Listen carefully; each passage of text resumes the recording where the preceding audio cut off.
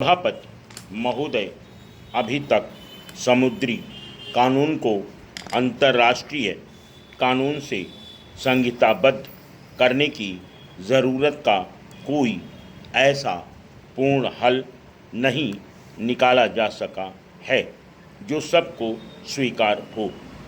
हम पहले से ही अंतरिक्ष में दुनिया के भिन्न राज्यों के अधिकारों और जिम्मेदारियों को नियमित करने के लिए कानून बनाने की समस्याओं का सामना कर रहे हैं।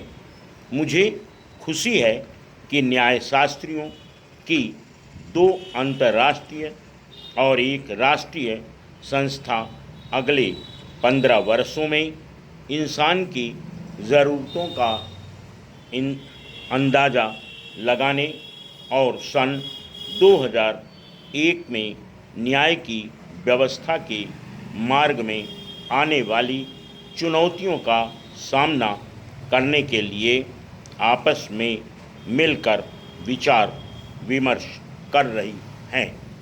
इसका एकमात्र उत्तर यह मालूम होता है कि हम न्याय की अपनी उस पुरानी प्रणाली पर फिर से लौट जाएं, जिसमें सामाजिक और नैतिक आदर्शों को पवित्र माना जाता था और उनका उल्लंघन नहीं किया जाता था।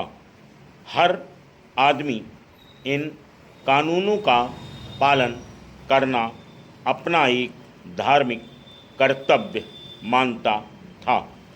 आज वैज्ञानिक और आर्थिक प्रगति के कारण धर्म का प्रभाव कम हो गया है, इसलिए समाज को इन बदलते हुए हालात के मुताबिक अपने आप को ढालना होगा और नई मान्यताएं तथा आत्मानुशासन पैदा करना होगा। लोगों को समाज के प्रति अपने कर्तव्यों का ज्ञान कराया जाना चाहिए ताकि न्याय प्रणाली पर से गैर जरूरी भार को कम किया जा सके और व्यक्ति स्वयं भी उसमें भागीदार बने, जैसा कि प्राचीन धर्म अर्थात नैतिक बल के जरिए होता था। मुकदमेबाजी अब एक मनोरंजन जैसा कार्य बन गया है, कभी कभी सिर्फ शौकिया तौर पर और कभी कभी कानून की गिरफ्त से बचने के लिए लोग मुकदमेबाजी करते हैं। कभी कभी कानून और कानूनी पाबंदियों के उल्लंघन के लिए अदालतों का सहारा लेना एक सुरक्षित साधन माना जाता है।